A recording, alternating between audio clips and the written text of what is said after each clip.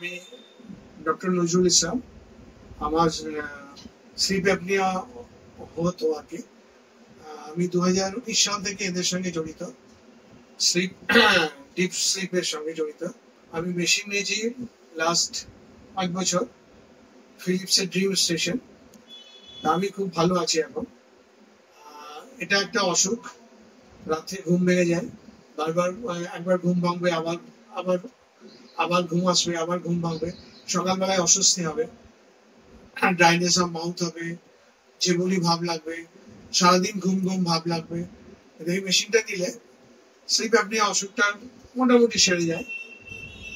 Slip apnea হলে heart অ্যাটাকের চান্সটা খুব বেশি থাকে, রাত্রেবেলায় ঘরে ঘরেই মাঝে অনেকে। সেই জন্য স্লিপ অ্যাপনিয়ার জন্য মেশিনটা একান্ত উপকার। Compliance report, CPAP compliance report বলা হয়, যেটা ওনার এইচআই এখন under control, less than 5 maintain আছে। স্লিপ অ্যাপনিয়া ডাক্তারবাবু আমরা কেউ ভালো করতে পারি না, we are all trying to control your disease. তো স্লিপ অ্যাপনিয়ার মোস্ট ইম্পর্টেন্ট পার্ট হচ্ছে এই থেরাপিটা কন্টিনিউ করা। থেরাপির যদি রেগুলার আপনি থাকেন, সো দ্যাট আপনি ভালো আছেন। চশমার সঙ্গে এটাকে কম্পেয়ার করা হয়, মানে যদি আপনি চশমা পরেন, চশমা ছেড়ে তো আপনি কোথাও যেতে পারেন না, নিশ্চয়ই যেখানেই যান চশমা নিয়ে যান।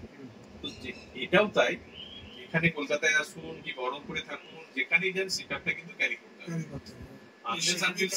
আমরা কিন্তু যেখানে যে সমস্যা ছিল সিভিয়ারিটি, সেই জায়গাতেই চলে যাবে।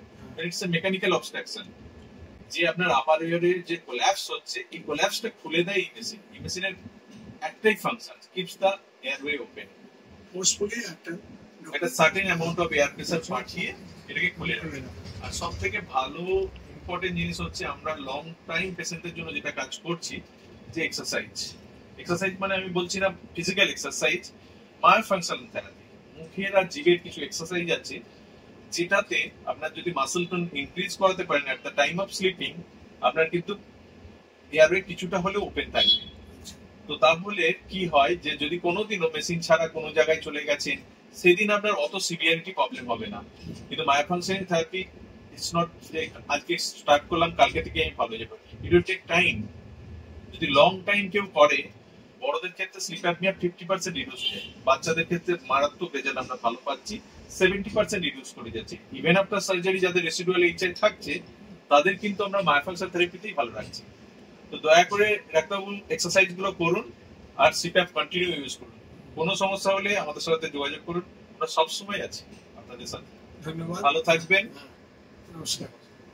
সার্ভিস, এদের সার্ভিস খুব ভালো, এরা যখনই দরকার হয় এরা হেল্প করে।